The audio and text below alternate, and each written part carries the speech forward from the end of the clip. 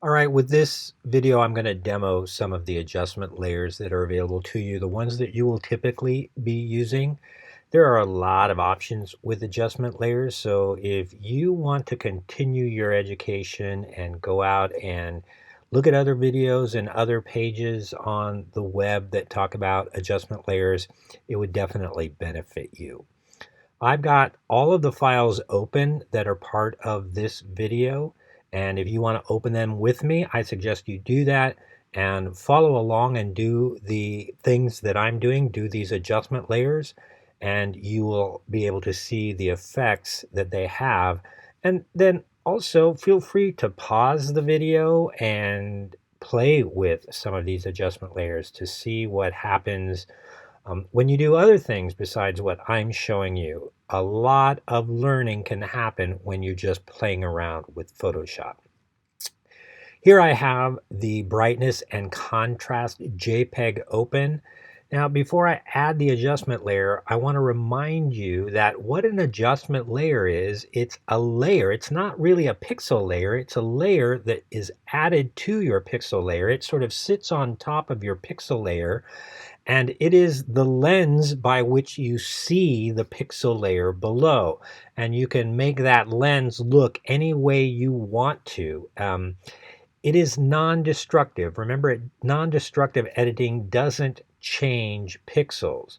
So what an adjustment layer does is allow you to change the image, the brightness, the color, all sorts of aspects to the image to make that image look better or look like you want it to look according to your design goals, and do it without actually physically changing the pixels. That way you can continue to make modifications later if it's not exactly right. You're never doing real damage to the pixel layer. Okay, with that said, I'm going to come down over to my layers palette. At the bottom of my layers palette, there's this little circle, half black, half white. Those are where all the adjustment layers are.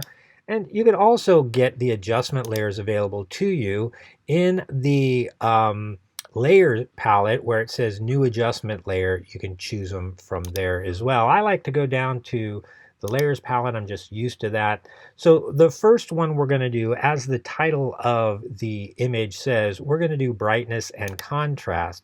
You can see that this image is a little bit flat, and so we're hopefully going to use brightness and contrast to bring out what should be the focal point of the image, and that is the tiger. As you can see in the image, the tiger is sort of getting lost with the leaves in the background.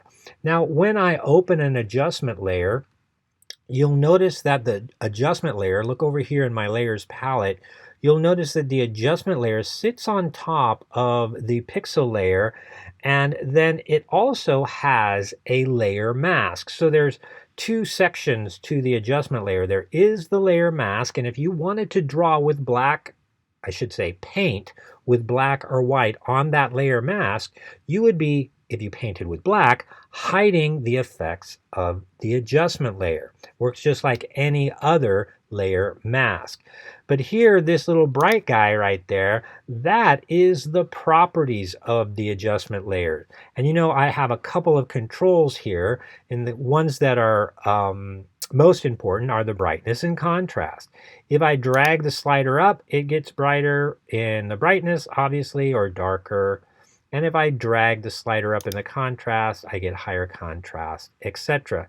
Now, generally, you're going to be dialing this according to how you want the image to look. There's no like numbers that you can type in that are going to work for every situation. Most of the time, you're sort of doing it by eye. So I'm dialing up the contrast a bit. I'm dialing up the brightness a bit. And that's looking pretty good. If I want to double check it, I can go over to the layers palette, turn on and off the eyeball, and what you'll see here is how that adjustment layer affects the pixel layer.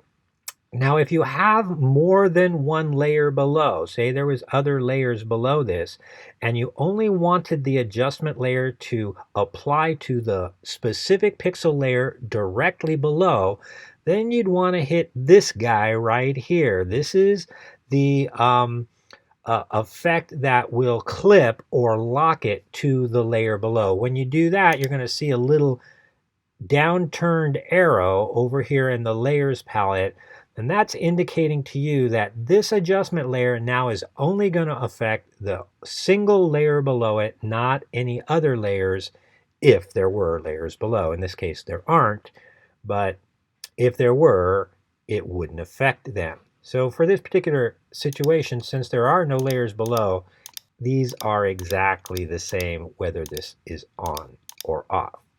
All right, so that is the brightness and contrast.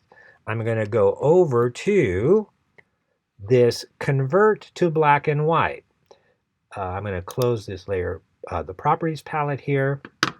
I'm going to add the convert to black and white adjustment layer, and you'll notice that down here is the black and white adjustment layer, and automatically it does a conversion to default. Now it hasn't changed the pixels. See the eyeballs on and off, but you'll see that once it converts it to black and white, this looks nice. Maybe that's what you want for your design, but there are a lot of options. You can manually dial these in, and I'll get to them in just a second, but there are some different standard ones that you can use. Blue filter has a certain effect, darker has another effect, green filter, and so you can take a look and go through these, and whatever you want that looks good for you, for your purpose, you might find that these are going to do you just fine.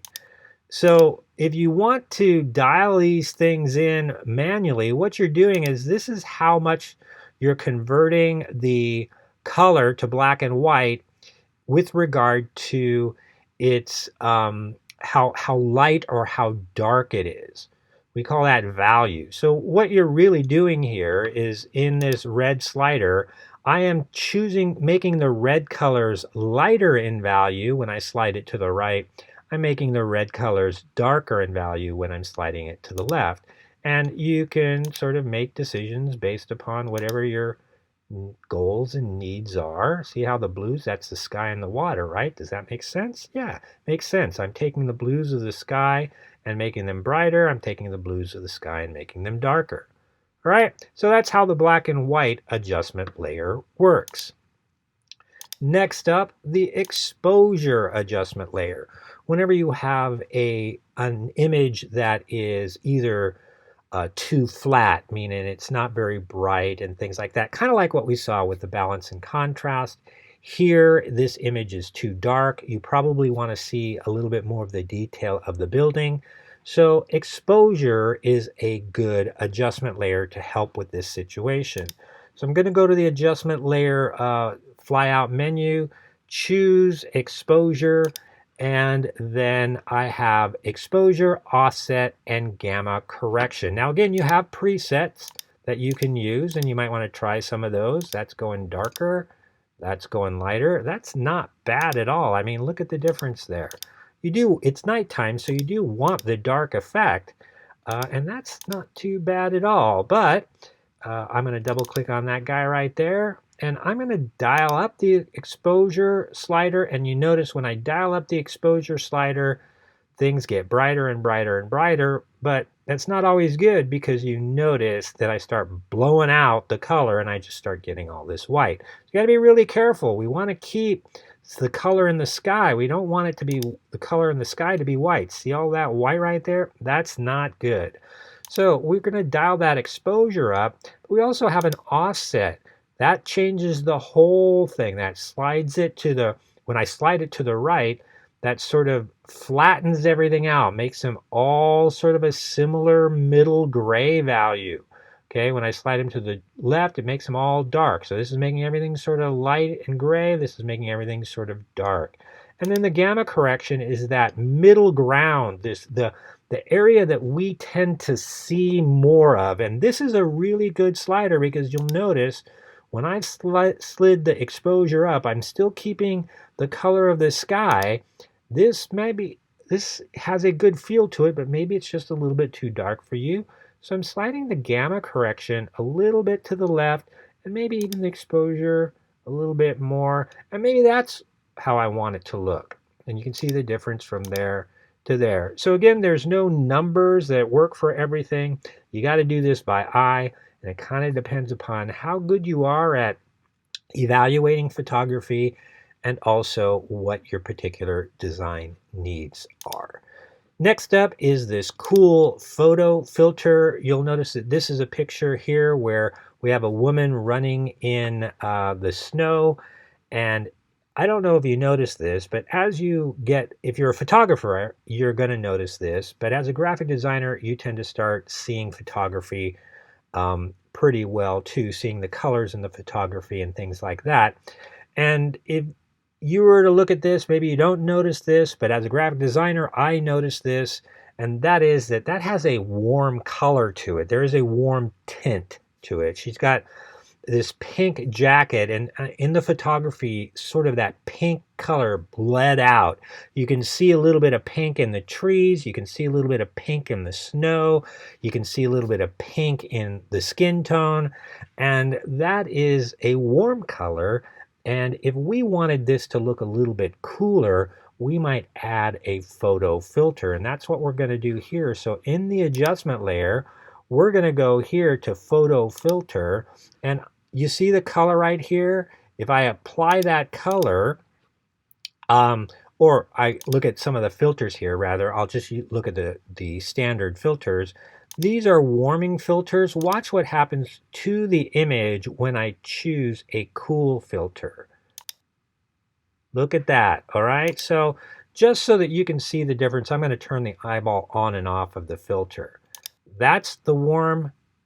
That's the cool. This image looks a lot colder and looks a lot more like it should rather than this. So that is the photo filter. There's other cooling filters in there you can try and see if that's working. I actually like that one pretty well. Image without the filter. There's the image with the cool filter. That looks a lot better. Next up, we have the HueSaturation adjustment layer. You've seen that before, I'm sure. You can add the HueSaturation adjustment layer, and you've got these sliders here where you can adjust the hue, adjust the saturation, and adjust the lightness. I tend to not play with the lightness too much here. I use the levels adjustment layer when I want to do lightness and stuff like that, and you'll see that in just a minute. But saturation pumps up the color, highly saturated, and no saturation makes it gray. So that's what saturation does. And then this hue will shift the colors. This is just shifting the colors. A lot of people get confused because they think if I take this slider and I turn it all the way to the red, then everything should be red. But that's not what's happening, obviously. You can see everything's now become blue.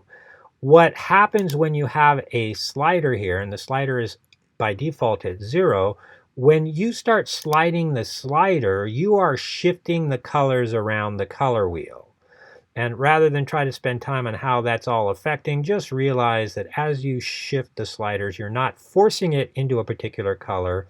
You are just shifting the color around the color wheel. Now, if you want to force them to a particular color, that's where you choose this colorize checkbox here. You click on that, and now that's going to force it. Remember when I said go red? Well, now notice I'm going to dial the saturation up, and now I am forcing it. I am colorizing it to be that color that I dial it. There they are. They're all kind of yellowish.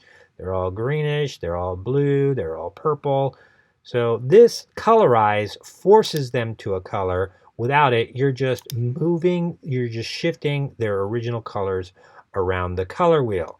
And so in a case like this, you're typically not going to shift all of them. What you're going to do is you're going to analyze the image, and you might say something like, well, you know what? Those all look pretty good, but this guy right here, this red one looks out of place. I don't want that to be red. Well, what you're going to do is instead of doing the adjustment layer for all of them, you're going to do an adjustment layer that just affects that one particular pair. To do that, you have to select the pair first, but since it's on a white background, it's going to be really easy. I grab the quick selection tool. I'm going to zoom up just a bit for you so we can see this. And with a quick selection tool, I'm going around and I've selected the pair. It looks pretty good. If I wanted to make it really perfect, I could go in the select and mask mode. But that's good enough for us right now. While I have the selection active, and I've already got this hue saturation, so let me delete that first. So while I have this selection active, if I go in and create my adjustment layer with the selection active, Photoshop is going to add a layer mask with that selection on the adjustment layer. So watch what happens. There we go. See now how the adjustment layer, the layer mask, which is normally white, now is primarily black with a little bit of white in the shape of that selection that I had, which happens to be the shape of the pair. And so as I make adjustments here in the hue saturation adjustment layer, it's not going to be affected in the black area. It's only going to affect the white area, which is the shape of that red pair. So I can take that red pair and shift it different colors and adjust its saturation. And you'll notice that I can dial this into a color that maybe looks a little bit more like the rest of them. Okay, so there you go. See the difference? Boom, boom. Isn't that amazing? Next up, we have the levels. I told you before in just a moment ago that if I was to try to work with brightness and contrast or adjust the darkness and lightness, I wouldn't use brightness and contrast. I very rarely use that. And I certainly wouldn't use the lightness part of the hue and saturation adjustment layer. What I would use, and what I use a lot of, is the levels adjustment layer. Some people like to use curves and stuff like that. That's a little bit more complicated. You can do most of the things that you're going to need to do, especially in this class, using the levels adjustment layer. And I'm going to show you 3 different ways that that can be effective for you. So in this first one, I take a look at this image and it's a little bit flat, meaning that there's not a lot of contrast, a lot of bright brights, a lot of dark darks. It's sort of just in the middle, sort of just flat. Okay, so we want these images to look a little bit more three-dimensional, a little bit more, have a little bit more contrast. So I'm going to add the levels adjustment layer. So there you go. I've added the levels adjustment layer. And here in the properties palette, you're going to have some defaults here.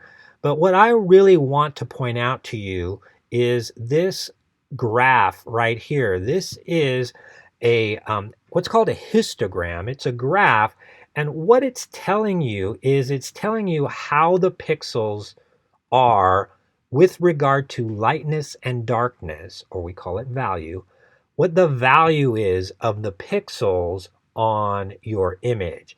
And you'll notice that on the left here with this black slider, this represents solid black. All the way over to the right represents solid white. And this middle slider represents middle gray. So you'll notice that most of the pixels, the higher the graph is, the higher the histogram is, the more pixels are in that area. So you can see there are a lot of pixels in the middle gray area, and there's a lot of pixels in the lighter area. There's not as many pixels in the darker area.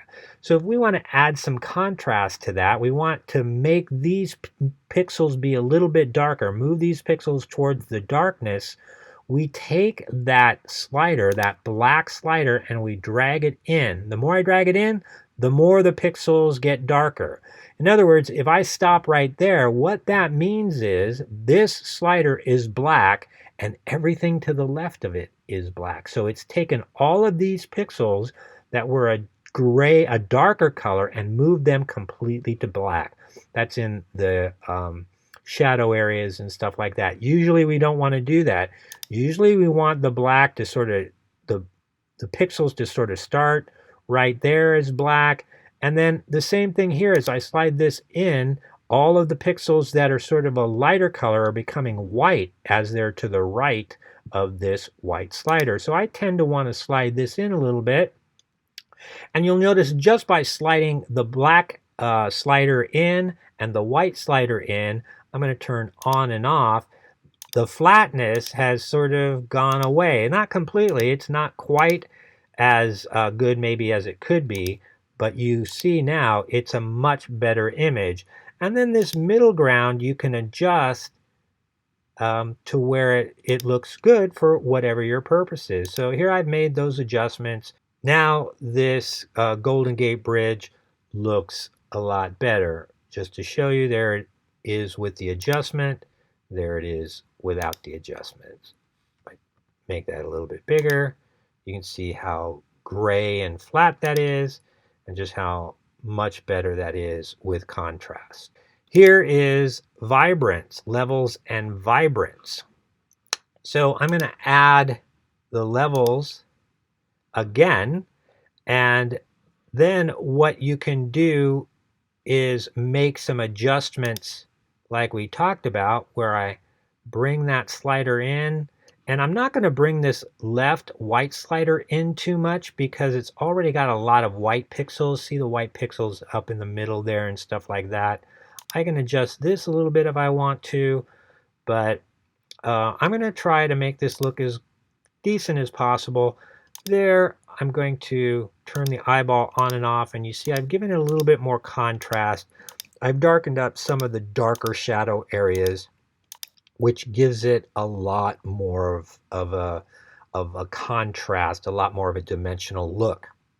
I'm going to add one other layer called Vibrance, adjustment layer, and you're going to see that this is pretty simple. As I add the vibrance, it makes the colors more vibrant, more yellow. Saturation, highly saturated. So I could go all the way over and this is going to look like crazy color. See that? So maybe this is what you want it to look like, but also notice how the levels affects it. And so I can come back here and double click there, and if I want to even do more artistic stuff, maybe I do dial these in a bit. And I can get sort of a combination using the levels and vibrance. Very often, I'm using the levels in combination with other adjustment layers. So as you can see, that's what it's like with them off. I'm going to turn them both on. Bam! Look at that. I have a situation here where I'm going to use the levels adjustment layer. And when I use the levels adjustment layer, we've already done the slider thing. But there's something else I want to point out to you, and that's these little eyedropper tools here. Sometimes that can help you a lot, because these eyedropper tools represent black, they represent that middle gray, and they represent white. And if you tell Photoshop what you want to be white, what you want to be middle gray, and what you want to be black, using those droppers, Photoshop can make decisions for you that are very often very good. So if I want to say, okay, I'm going to set the white point is what this is called. So I click the white dropper and I look in the image and I go, okay, in this image, what do I want to be white?